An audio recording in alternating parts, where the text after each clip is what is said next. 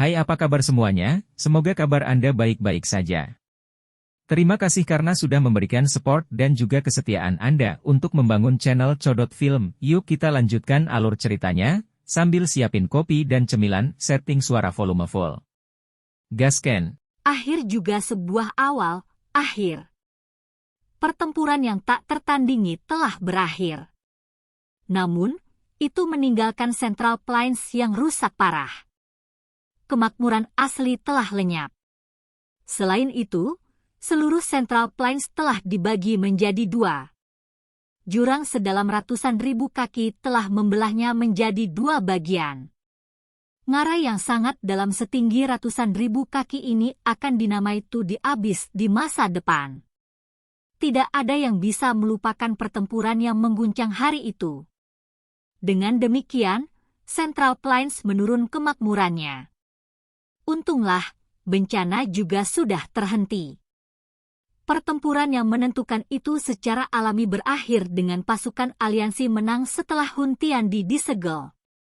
Meskipun banyak di klan Hun telah menjadi lebih kuat setelah Hun Tiandi maju ke Doudi, kebanyakan dari mereka telah digunakan oleh Hun Tiandi sebagai pengorbanan untuk pedang darah sebelum mereka dapat menunjukkan kekuatan ini. Orang-orang yang tersisa sedikit terpencil. Dihadapkan dengan dikejar oleh tentara aliansi. Mereka tidak melakukan banyak perlawanan sebelum menyerah. Segera setelah pertempuran besar berakhir, pasukan aliansi menyerbu alam Hun untuk pertama kalinya. Namun, pemandangan berkembang yang diharapkan tidak muncul. Setelah memasuki alam Hun, yang bisa mereka lihat hanyalah kemerahan cerah. Seluruh ruang dipenuhi dengan kematian. Hampir tidak ada jejak orang. Tentara aliansi menemukan genangan darah besar 100.000 kaki di tengah-tengah Hun Realm. Darah di dalamnya sangat kental. Mayat dan tulang yang sangat padat hadir di kolam darah. Hanya setelah melihat ini barulah tentara aliansi mengerti mengapa alam Hun begitu kosong. Ini karena orang-orang di sini sepertinya telah dilemparkan ke dalam kolam darah ini. Hun Tiandi memang telah mengorbankan segalanya untuk mencapai tujuannya. Tipe orang seperti ini menyebabkan hati seseorang menjadi dingin dan ketakutan. Semua orang merasa beruntung bahwa seseorang akhirnya bisa menaklukkan orang gila seperti itu. Beberapa orang yang tersisa di dalam Hub Realm juga dibawa pergi. Setelah itu, Gu Yuan dan yang lainnya bergandengan tangan untuk menghancurkan tempat persembunyian lama klan Hub ini. Sejak saat itu, yang disebut klan Hun akan lenyap di Central Plains. Di antara 8 klan kuno, hanya klan Gu, klan Yan, dan klan Lei yang masih ada. Oh, tentu saja orang tidak boleh melupakan klan Xiao, yang garis keturunan Doudi telah diaktifkan sekali lagi karena Xiao yang berkembang menjadi kelas Doudi. Yang disebut garis keturunan Doudi menguntungkan mereka yang darahnya paling dekat hubungannya dengan Xiao Yan. Efek paling jelas secara alami dirasakan oleh putri Xiao Yan, Xiao Xiao. Dia langsung melonjak dengan keras menuju kelas Dou Sheng bintang 8 saat Xiao Yan mencapai kelas Doudi. Kecepatan itu menyebabkan seseorang menjadi pusing hanya dengan melihatnya. Meskipun Xiao Xiao memiliki bakat luar biasa, bakat ini belum sepenuhnya terungkap ketika dia langsung melompat menjadi ahli top di benua Douqi. Situasi ini menyebabkan orang-orang seperti Lei Ying dan Yan Jin, yang telah berlatih selama ribuan tahun, memiliki dorongan untuk muntah darah. Apakah ini manfaat yang dinikmati generasi pertama dari garis keturunan Doudi? Garis keturunan Doudi adalah hal yang tidak normal dan sesat. Jika tidak, bagaimana mungkin mengandalkan kekuatan seseorang untuk merevitalisasi seluruh klan? Bisa dibayangkan bahwa seluruh klan Xiao akan sepenuhnya menikmati manfaat yang dibawa oleh garis keturunan Doudi. Kekuatan mereka akan meningkat pesat di masa depan. Pada saat itu, hanya masalah waktu sebelum mereka kembali ke era yang kuat saat itu. Tentara aliansi secara alami dibubarkan setelah perang besar berakhir. Kecuali ada situasi yang unik, Akan sangat sulit untuk perang yang sangat besar terjadi di benua Douki di masa depan. Ini karena benua saat ini memiliki ahli utama yang menjaga keseimbangan. Flamedi, Xiaoyan. Sebuah nama yang bergema di setiap sudut benua Douki dan disembah oleh banyak orang. Di hati banyak orang, itu adalah keberadaan seperti dewa ilahi. Dia menjaga benua Douki. Tentara aliansi dibubarkan. Namun, aliansi Sky Mansion masih ada. Apalagi aliansi saat ini tidak lagi dipisahkan menjadi berbagai faksi dan sekte. Pada saat ini, mereka dengan jelas memahami bahwa mampu bertahan dalam aliansi ini adalah masalah yang sangat mulia.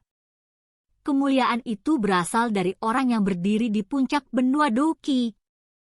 2 tahun telah berlalu sejak pertempuran besar yang mengguncang bumi itu. Central Plains sekali lagi menjadi makmur.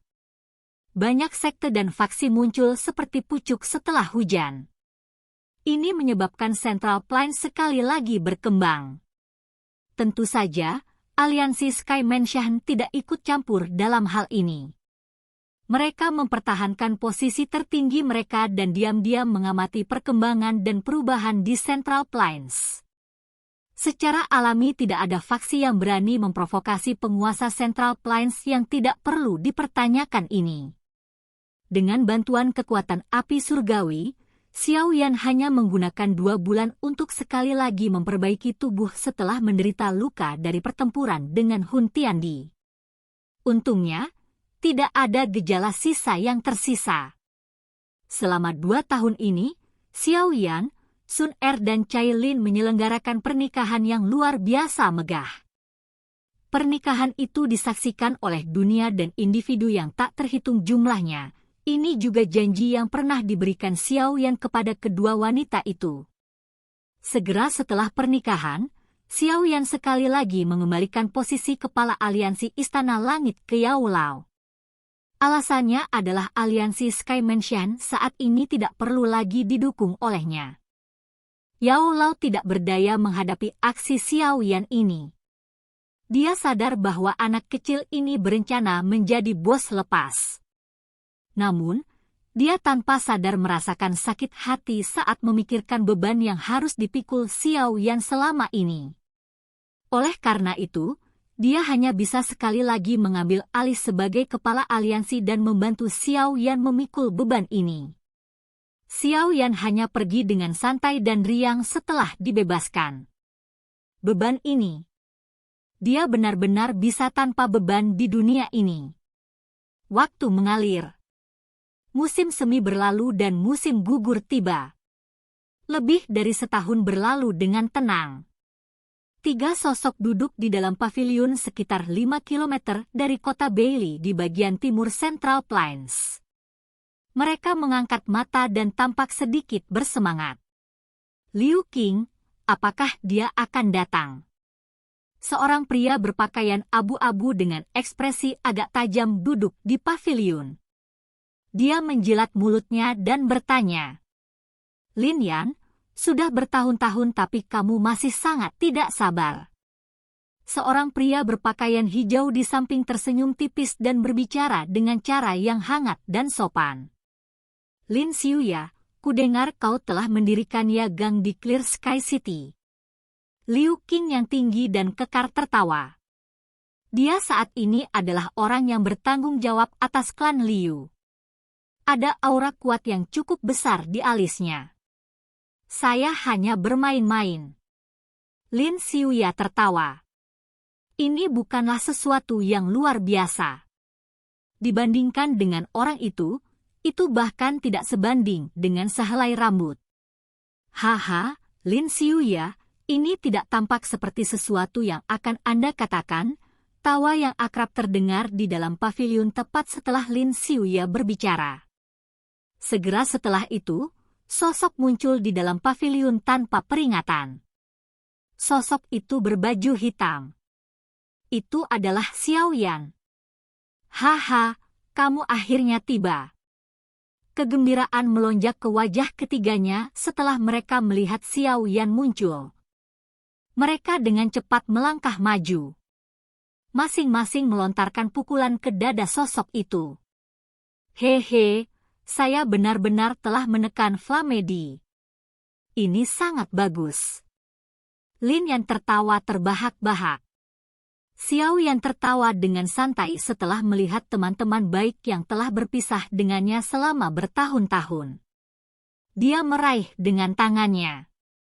Sepasang kendi anggur muncul di tangannya, berhenti mengucapkan kata-kata yang tidak perlu. Kami tidak akan kembali sampai kami mabuk. Bagus, aku akan menemanimu hari ini. Mereka bertiga tertawa terbahak-bahak. Mereka begitu saja menerima kendi anggur, mengangkat kepala mereka dan menuangkan anggur ke dalam mulut mereka. Keempatnya mabuk dengan gembira di dalam paviliun. Tawa mereka tampak sangat bebas dan tidak terkendali saat menyebar di dalam paviliun. Bulan naik melintasi langit. Lin Yan dan Liu Qing benar-benar mabuk. Mereka berbaring di tanah tanpa mempedulikan citra mereka. Tak satu pun dari mereka yang menggunakan douqi untuk memblokir alkohol. Mereka sangat ingin menikmati mabuk. Kemana rencanamu selanjutnya? Wajah Lin Xiuya agak merah saat dia melihat Xiao Yan dan tertawa. Aku telah bertahan begitu lama dan menjadi sedikit lelah, Xiao Yan tertawa. Dia mengangkat kepalanya dan melihat ke cahaya terang. Saya ingin kembali ke Kekaisaran MAMA. Anda dapat pergi ke aliansi Sky Mansion jika Anda memiliki masalah di masa depan. Saya sudah berbicara dengan mereka. Haha, latar belakang ini sedikit mengejutkan. Sepertinya aku benar-benar telah membuat pilihan yang tepat untuk pergi ke Kekaisaran MAMA bersamamu saat itu. Haha. Sekte Bunga. Karena aliansi telah sepenuhnya berasimilasi, Sekte Bunga saat ini juga telah sepenuhnya bergabung ke dalam aliansi. Namun, beberapa sesepuh dari Sekte Bunga masih suka tinggal di tempat yang sepi ini. Sosok elegan berdiri di gunung belakang di Sekte Bunga. Jubah putih bulannya menguraikan lekuk tubuhnya yang mempesona, menyebabkan dia tampak sangat memikat. Guru, seorang wanita berpakaian biru pucat berdiri di belakang sosok itu dengan lembut berteriak. Yanran, apakah ada sesuatu? Wanita berpakaian putih itu menoleh dan menampakkan wajah cantik dengan penampilan yang elegan.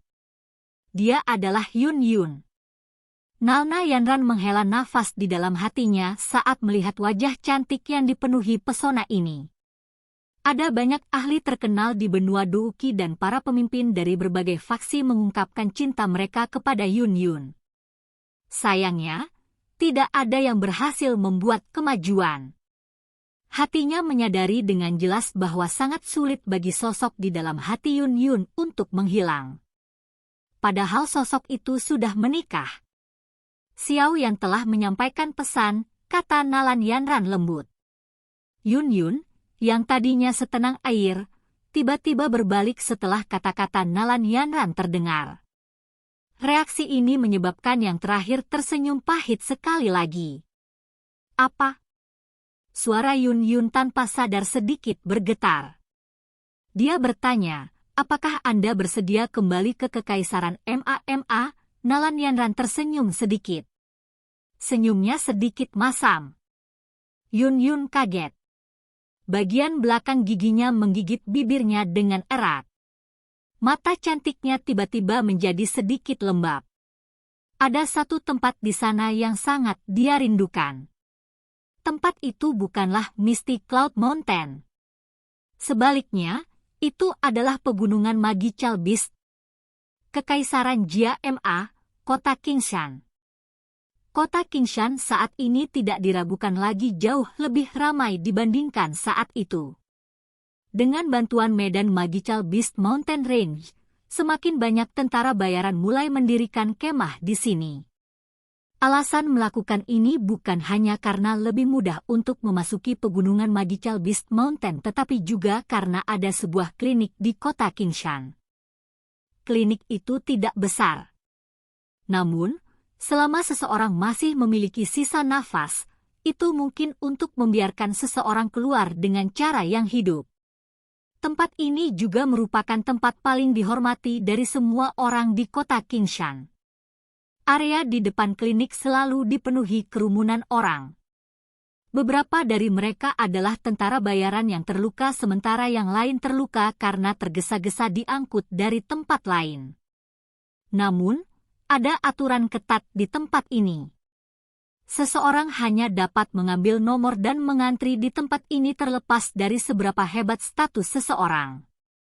Tentu saja, aturan yang agak arogan ini awalnya disambut dengan banyak tawa dingin dan penghinaan. Namun, setelah seorang ahli Du Huang yang melanggar aturan mulai meleleh di depan mata semua orang dengan cara yang tidak bisa dijelaskan, semua orang akhirnya mengerti jenis teknik mengerikan apa yang dilakukan wanita berpakaian putih, yang tampak sangat baik dan polos, telah. Sejak hari itu dan seterusnya, tidak ada orang yang berani mengabaikan aturan tempat ini. Ada meja kayu sederhana, bersih dan rapi di dalam klinik. Di belakang meja kayu duduk seorang wanita berpakaian putih. Sinar matahari tersebar dari atap dan menyinari wajahnya, yang memiliki senyuman lembut. Pemandangan indah ini menyebabkan orang yang terluka yang duduk di depannya terpana. Rebus obat menjadi cairan setelah Anda kembali dan letakkan di atas luka Anda. Wanita berpakaian putih itu tersenyum lembut. Dia meletakkan kantong obat dengan lembut di atas meja. Rambut hitamnya terurai seperti air terjun, menyebabkan dia tampak sangat murni dan memikat. Sikap itu menyebabkan orang-orang dengan aura berdarah di atas mereka membuat mereka merasa sedikit malu. Orang yang terluka mengambil kantong obat dan pergi dengan cara yang terganggu. Pikirannya terus mengungkapkan senyum hangat itu. Wanita seperti itu sangat lembut. Hanya dengan melihatnya menyebabkan semua iritasi di dalam hatinya berkurang. Orang yang mengantri di belakang segera bersukacita setelah orang yang terluka di depan pergi. Namun, dia baru saja akan melangkah maju ketika sesosok tiba-tiba melewatinya dari samping dan duduk di kursi di depannya. Anda mencari kematian? Semua orang tercengang sesaat setelah melihat bahwa sebenarnya ada seseorang yang memotong antrian. Setelah itu, mereka semua menjadi sangat marah. Mereka melihat sosok itu dengan aura pembunuh. Apakah orang ini mencoba bunuh diri dengan mencari masalah di sini? Tolong antri. Wanita berpakaian putih itu menggeser tubuhnya. Dia bahkan tidak mengangkat kepalanya saat dia mengatur obat di sampingnya. Suaranya lembut dan lembut, tampak seperti angin musim semi. Banyak orang di belakang dengan tenang tertawa terbahak-bahak setelah melihat reaksinya ini. Orang ini akan kurang beruntung jika dia tidak pergi. Namun, orang itu, yang sedang duduk di kursi seperti bajingan, tiba-tiba tertawa sementara mereka semua mengejek dengan dingin. Mengingat hubungan kita yang baik, menurutku tidak perlu antri, kan? Bajingan ini, dia benar-benar berani menggodanya. Semua orang tercengang setelah mendengar kata-kata ini yang sepertinya memanfaatkannya. Apakah orang ini benar-benar idiot? Apakah dia benar-benar berpikir bahwa wanita yang tampaknya lemah ini adalah wanita biasa? Banyak pasang mata mulai mengandung rasa kasihan saat mereka menatap sosok itu. Beberapa orang bahkan mendesah pelan dan menggelengkan kepala. Tentu saja, secara alami ada banyak orang yang matanya dipenuhi amarah karena orang ini telah menyinggung peri yang tak tersentuh di dalam hati mereka. Sementara orang-orang ini bersiap untuk melihat tragedi terjadi, bagaimanapun, tangan wanita berpakaian putih itu, yang telah menggeser kepalanya untuk mengatur obatnya, tiba-tiba bergetar. Dia terkejut sesaat sebelum wajahnya yang cantik buru-buru berbalik. Segera, wajah familiar yang tersenyum muncul di matanya. Bagian belakang giginya dengan lembut menggigit bibir merahnya. Apakah kamu tidak takut kesepian dengan pergi sendiri? Pria berpakaian hitam itu tertawa pelan. Kata-katanya menyebabkan orang-orang yang marah di belakang tiba-tiba terkejut. Namun, pada saat mereka pulih, suara wanita berpakaian putih ini telah terdengar dengan gaya cakep. Itu menyebabkan semua orang menjadi tercengang, tampak seolah-olah mereka disambar guntur. Kamu tidak mau menemaniku, jadi aku hanya bisa pergi sendiri. Pria berpakaian hitam itu mengusap kepalanya. Dia menatap mata cerdas yang agak redup dari wanita berpakaian putih itu. Setelah tersenyum pahit sesaat, dia akhirnya bertanya, bagaimana kalau ikut denganku untuk tinggal di kota Wutang? Wanita berpakaian putih itu menutup mulutnya dan tertawa pelan. Ada kelembapan merah muncul di matanya yang cantik. Bibirnya membentuk lengkungan yang hangat dan lembut. Setiap orang yang sedang mengantri merasa hati mereka hancur setelah melihat reaksi dia ini. Mereka segera merasa putus asa. Ibu kota kerajaan Jia Ma, kota suci Jia Ma. Hari ini dianggap sebagai hari penting bagi Kekaisaran Jianan dan bahkan seluruh wilayah barat laut. Ini karena lelang 2 tahunan aliansi yang akan diadakan di kota suci Jia Ma. Lelang itu sangat megah. Item yang dilelang juga berada di level puncak. Setiap kali pelelangan diadakan, itu tidak hanya akan menarik berbagai faksi dan ahli dari wilayah barat laut, tetapi bahkan orang-orang dari wilayah lain akan datang setelah mendengarnya. Lokasi pelelangan berada di tengah kota suci manusia Jia. Tempat itu adalah tempat markas besar klan Might Air berada. Sosok manusia yang padat memenuhi area di bawah langit-langit kristal besar setinggi 1000 kaki. Suasana panas yang membara telah membuat pelelangan tetap dalam suasana yang tinggi. Tentu saja, alasan suasana memanas ini tidak sepenuhnya karena barang-barang yang dilelang. Itu juga sangat terkait dengan seseorang. Itu adalah wanita mempesona dengan cheongsam merah. Gaun yang pas memperlihatkan lekuk tubuhnya yang besar dan dewasa dengan cara yang sangat hidup. Setiap kerutan dan senyumannya menunjukkan aura yang matang. Tentu saja, meskipun mereka yang duduk memiliki keinginan terhadap wanita yang menggoda di atas panggung, mereka semua mengerti bahwa wanita ini bukanlah vas bunga yang indah. Alasan penting mengapa aliansi yang bisa menjadi begitu kuat di wilayah barat laut adalah karena metode manajemennya. Properti di bawahnya tersebar di seluruh benua barat laut. Selain itu, jaringan informasinya juga dapat dengan jelas menyelidiki semua yang dilakukan seseorang. Meskipun wanita ini tidak memiliki bakat besar dalam hal pelatihan dan hanya mencapai kelas Do Huang dengan mengandalkan pil obat, ada banyak elit dozong di bawahnya yang akan mempertaruhkan hidup mereka untuk bekerja untuknya. Siapa yang berani menggambarkan dia sebagai vas bunga, mengingat kemampuannya ini? Wanita ini memiliki nama panggilan khusus di wilayah barat laut. Kaisar Wanita Emas. Selain itu, namanya Might Air Ya Fei. Ya Fei memasang ekspresi malas saat dia berdiri di panggung pelelangan dan melihat orang-orang yang telah membayar harga berkali-kali lipat dari nilai objek untuk membelinya. Dia tanpa sadar tertawa pelan dan menggelengkan kepalanya. Segera, dia mengeluarkan gulungan yang berisi aura kuno dari cincin penyimpanannya. Suaranya yang mematikan dipenuhi dengan pesona yang tak ada habisnya. Metode Ki tingkat rendah kelas Tian, skill petir. Memulai tawaran, 3 miliar. Kata-katanya segera menimbulkan keributan dalam pelelangan. Mata banyak orang menjadi sangat panas. Namun, tidak ada yang tahu tentang panas ini karena gulungan atau orangnya. Namun, metode Ki tingkat rendah kelas Tian jelas memiliki bobot yang besar di tempat ini. Oleh karena itu, banyak sekte dan faksi sangat ingin mendapatkannya dan menunjukkan tanda-tanda akan memperjuangkannya. 3 miliar, bisakah itu sedikit lebih murah? Namun, Penawaran akan dimulai ketika tawa tiba-tiba terdengar entah dari mana. Semua orang tercengang. Mereka tanpa sadar tertawa terbahak-bahak. Siapa yang begitu bodoh? Apakah dia mengira ini adalah pasar? Mencoba menawar? Banyak pasang mata mengikuti suara itu dan bergeser.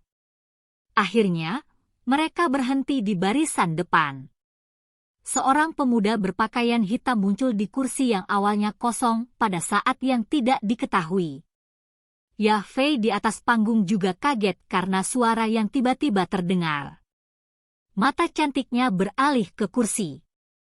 Metode Qi tingkat rendah kelas Tian yang sangat berharga mengeluarkan suara "bam" saat jatuh ke tanah setelah matanya menatap wajah familiar yang tersenyum. 3 miliar dengan 1 orang ditambahkan. Akankah ini berhasil? Pemuda berpakaian hitam melihat godaan ekstrim ini, yang telah menjadi lebih dewasa dibandingkan saat itu, dan tertawa. Ekspresi banyak yang tenggelam setelah kata-kata ini terdengar. Beberapa penjaga di pelelangan sudah dengan cepat mengepung orang itu sambil memasang wajah suram. Setelah itu, mereka mendekati pemuda berpakaian hitam itu. Mereka yakin orang ini ada di sini untuk membuat masalah. Namun, ketika semua orang bersiap untuk menonton pertunjukan yang menyenangkan, Ya Fei di atas panggung melihat mata hitam jernih yang sebanding dengan saat itu. Sesaat kemudian, dia dengan lembut menggigit bibir merahnya. Senyum mempesona menyihir langka muncul di wajahnya. Saya bisa mempertimbangkannya. Suaranya bergema di seluruh tempat pelelangan. Setelah itu, tempat lelang yang awalnya mendidih menjadi benar-benar sunyi. Para penjaga itu juga menghentikan langkah kaki mereka. Wajah mereka kusam. Waktu berlalu. Itu tidak akan berhenti untuk siapapun. Tanpa disadari, lebih dari 1 dekade telah berlalu sejak pertempuran dua di saat itu. Selama dekade ini ditambah waktu, banyak jenius baru muncul di benua Douqi. Ada aliran ahli baru yang terus-menerus menunjukkan keunggulan mereka, menambahkan beberapa kegembiraan ke benua ini. Fame di Xiao yang telah benar-benar memudar dari pandangan semua orang selama dekade ini plus waktu. Namun, berbagai legenda tentang dirinya terus menyebar. Mereka menjadi semakin dibesar-besarkan saat mereka berpindah dari satu orang ke orang lain. Ini menyebabkan dia sangat dihormati. Kekaisaran Jia Ma, Kota Wutang. Kota Wutang adalah situs suci di mata banyak warga di Kekaisaran Jia Ma. Ini karena tempat itu adalah markas besar klan Xiao. Klan Xiao telah menghasilkan ahli yang tak terhitung jumlahnya selama tahun-tahun ini. Hampir tidak ada kelompok yang bisa menandinginya bahkan di seluruh benua Douqi. Ada tawa anak kecil yang samar-samar dikeluarkan dari manor yang berdiri di tengah kota Wutang. Jika pemandangan seseorang melompati tembok tinggi, orang akan melihat beberapa anak berguling-guling dan bermain-main di dalam halaman. Tawa mereka terdengar terus-menerus. Seorang pria muda meletakkan tangannya seperti bantal di belakang kepalanya saat dia duduk di kursi batu di halaman. Ada rumput di mulutnya. Matanya tersenyum saat menikmati hangatnya sinar matahari. Di samping pria muda itu ada seorang wanita dengan pakaian hijau pucat. Tangannya yang panjang dan halus sedang memotong buah dengan terampil. Setelah itu, dia dengan lembut memasukkannya ke dalam mulut pemuda itu. Wanita itu hendak berdiri setelah melakukan ini ketika sebuah lengan memeluk pinggangnya yang sempit. Dia ditarik ke pelukannya sambil mengeluarkan teriakan indah. Setelah itu, pria itu dengan kejam membunuh di wajah wanita itu, menyebabkannya menjadi merah padam. Lin Er dan yang lainnya masih ada. Wanita berpakaian hijau itu menegur dengan sikap yang manis dan malu. Tidak apa-apa jika mereka menonton. Kami sudah menjadi pasangan tua. Xiao Yan meringkuk mulutnya dan tertawa. Ayah, kamu membuli ibu lagi. Aku akan memberitahu Ibu Cailin. Seorang anak laki-laki yang bermartabat dan agak imut tiba-tiba muncul setelah suara Xiao Yan terdengar. Kedua tangannya diletakkan di pinggangnya saat dia berteriak keras. Bocah kecil, kamu benar-benar berani mengancam ayahmu. Pergi ke satu sudut dan mainkan. Xiao Yan memutar matanya. Dia secara acak melambaikan tangannya dan angin sepoi-sepoi bertiup. Melihat ini, tubuh bocah itu segera memancarkan pilar cahaya Douqi yang sangat kuat. Sayangnya, dia masih tertiup angin saat angin bertiup kencang. Akhirnya, dia mendarat dengan lembut ke tanah. Kamu. Sun Er tanpa sadar mengetuk Xiao Yan dan menegur saat melihat ini. Xiao Yan tersenyum. Dia mengangkat kedua matanya dan melihat ke langit. Senyuman di wajahnya perlahan menghilang saat dia dengan lembut berkata, aku punya perasaan aneh selama periode waktu ini. Apa itu? Sun Er bertanya dengan suara kaget. Sun Er, apa kau tahu kenapa elit Du di benua Douqi akhirnya menghilang? Xiao Yan bertanya. Mengapa? Xiao Yan mengembalikan pertanyaan itu dengan sedikit terkejut setelah mendengar ini. Mungkin, mereka telah meninggalkan benua Douqi ini. Cahaya redup berkedip di mata Xiao Yan saat dia berkata dengan lembut. Itu tidak mungkin benar. Sun Er bergumam kaget. Perasaan itu menjadi semakin intens. Dalam waktu paling lama setengah tahun, saya mungkin akan memiliki jawaban. Xiao Yan memeluk Sun Er dan berkata. Sun Er mengangguk sedikit setelah mendengar ini. Lengannya, yang terjalin di sekitar pinggang Xiao Yan tanpa sadar telah meningkatkan kekuatannya. Setengah tahun berlalu dalam sekejap mata. Ada menara batu yang menjulang tinggi di markas aliansi Sky Mansion di Central Plains. Ada banyak ahli yang melayang di udara di sekitar menara batu. Mata mereka mengandung panas yang membara saat mereka melihat ke puncak menara batu. Seorang pemuda berpakaian hitam sedang duduk dengan tenang di tempat itu. Ini adalah pertama kalinya mereka melihat orang legendaris ini dalam satu dekade. Flamedi, Xiao Yan. Apakah menurutmu Xiao Yan mengatakan yang sebenarnya? Jukun memandang Xiao Yan sebelum menoleh dan bertanya pada Gu Yuan di samping. Ini, aku juga tidak tahu. Namun, tampaknya inilah satu-satunya cara untuk menjelaskan mengapa elit Dou di benua Douqi ini benar-benar lenyap. Tidak mudah untuk membunuh seseorang pada level itu. Gu Yuan ragu-ragu sejenak sebelum menjawab.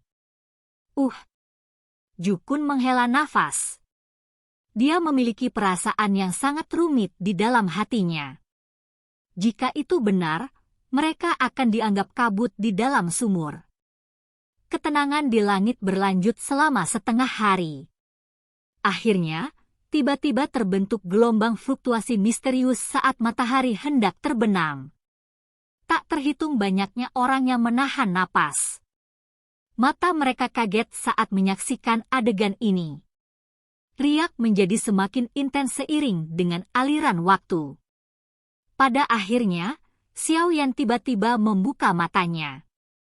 Pilar Qi yang tampaknya telah menembus dunia naik dari atas kepalanya. Akhirnya, tembakan itu melesat ke langit yang jauh di depan semua mata di Central Plains. Hum. Riak di langit menjadi sangat intens saat pilar Qi ini ditembakkan. Sesaat kemudian, sebuah terowongan yang berisi cahaya redup sepertinya telah menembus penahan ruang di pesawat ini dan muncul di depan banyak pasang mata. Xiao Yan tiba-tiba berdiri saat terowongan itu muncul. Ekspresinya muram saat dia melihat pemandangan ini. Dia bisa merasakan perasaan familiar dari dalam terowongan. Asal Qi. Itu adalah origin Qi yang sudah lenyap dari benua Douqi. itu juga merupakan hal yang krusial untuk memungkinkan seseorang maju menjadi Dou Diang elit. Seluruh dunia menjadi sunyi saat ini. Ju Kun dan Gu Yuan melebarkan mulut mereka. Badai besar melanda hati mereka. Ketika terowongan itu muncul, mereka bisa dengan jelas merasakan bahwa kekuatan mereka, yang tidak berkembang selama 1000 tahun, sebenarnya mulai menunjukkan tanda-tanda pertumbuhan. Meneguk. Mata mereka sangat bersemangat saat mereka melihat terowongan cahaya.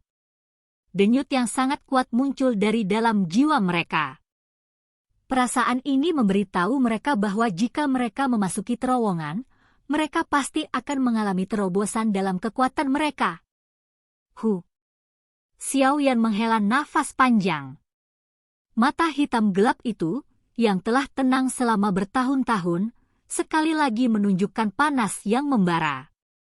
Darah awalnya yang didinginkan sepertinya mulai mendidih saat ini. Akhir memang juga sebuah permulaan. Senyuman terangkat di sudut mulutnya. Mungkin ini juga merupakan awal yang berbeda. Selesai, silakan pergi ke.